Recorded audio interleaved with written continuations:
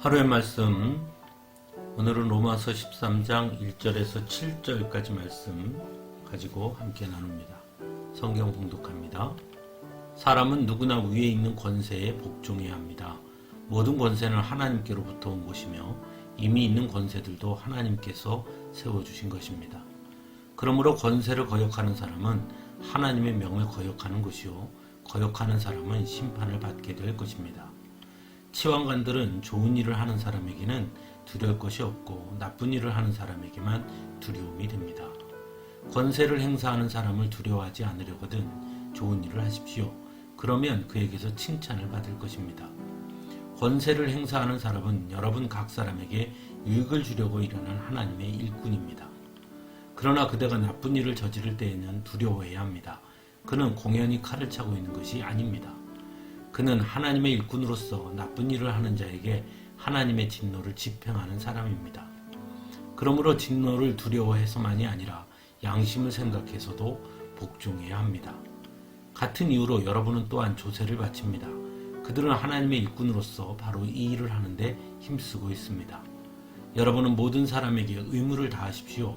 조세를 바쳐야 할 이에게는 조세를 바치고 관세를 바쳐야 할 이에게는 관세를 바치고 두려워해야 할 이는 두려워하고 존경해야 할 이는 존경하십시오. 아멘. 우리가 잘 아는 것처럼 초대교회를 향한 유대교의 핍박과 로마 제국의 핍박은 매우 심했습니다. 하지만 초대교회 성도들은 결코 그 핍박 앞에서 칼과 창을 들지 않았습니다. 그저 묵묵히 그 핍박을 견뎌내고 인내했습니다. 그리고 수많은 초대교회 성도들은 죽음을 맞이하기도 했습니다. 하지만 그렇다고 굴복하지는 않았습니다.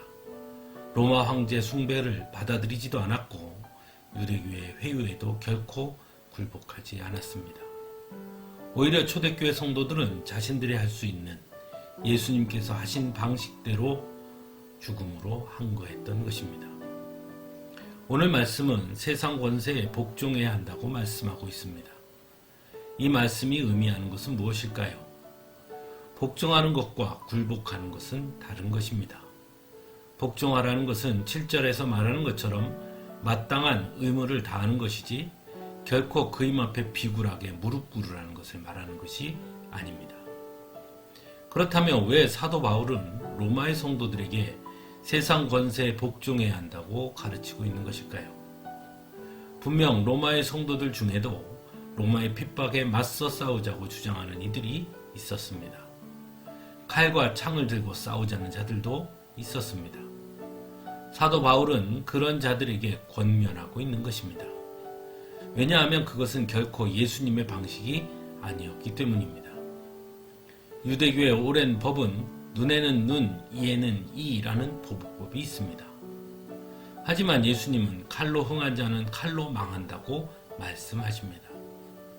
로마의 권세와 권력은 힘에 의한 권세와 권력이었습니다. 하지만 예수님은 힘이 아닌 사랑으로 세상을 다스리는 분이십니다. 그래서 사도 바울은 세상적 맞섬에 대해 경계하고 있는 것입니다. 그런 의미에서 더 중요한 것은 1절의 모든 권세는 하나님께로부터 온 것이며 이미 있는 권세들도 하나님께서 세워주신 것입니다. 라는 말씀입니다. 여기에는 두 가지 의미가 담겼다 할 수 있습니다. 먼저는 권세를 가진 자는 그 권세가 자신의 것이 아니라 하나님께서 세워주신 것임을 알아야 한다는 것입니다.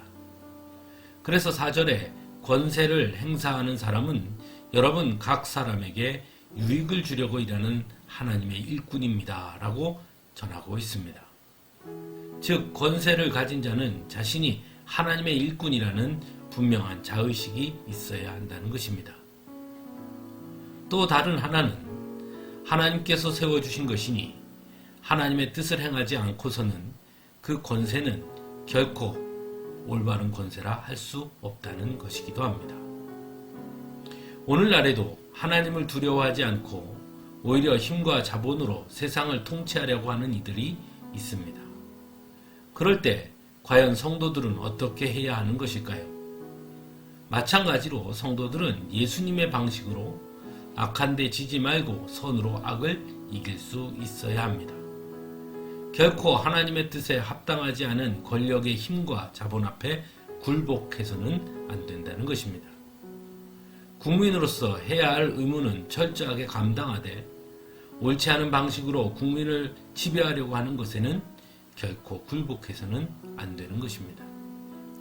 그래서 성도는 세상의 힘과 자본이 아닌 예수님의 사랑의 방식의 위대함을 보여주어야 하는 것입니다. 핍박하면 그 핍박을 인내로 감당하지만 그렇다고 비겁해져서는 안 된다는 것입니다. 하나님의 뜻에 어긋나는 것은 어긋났다고, 잘못된 것은 잘못되었다고 말할 수 있어야 합니다. 그래서 더 큰 핍박이 혹여 온다고 한다면 또한 그것도 묵묵히 감당할 수 있는 용기가 있어야 하는 것입니다. 하지만 또한 너무 미워해서도 안 되는 것입니다. 성도의 비판은 그래서 언제나 사랑의 비판인 것입니다. 그래서 권세자와 권력자들의 잘못에 대해 강하게 비판하지만 또한 그들을 위해 끝없이 기도해야 하는 것입니다. 예수님은 우리들을 가리켜 세상의 빛과 소금이라 말씀하셨습니다. 즉 세상을 밝게 비추고 정화하는 역할이 바로 성도들에게 주어진 것임을 말씀한 것입니다. 그래서 어두울수록 더욱 빛을 비추어야 합니다.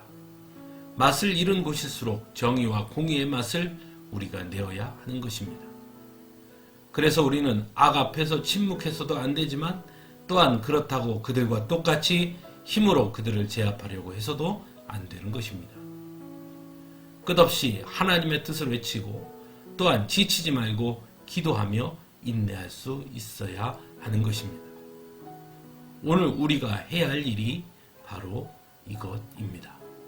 함께 기도하겠습니다.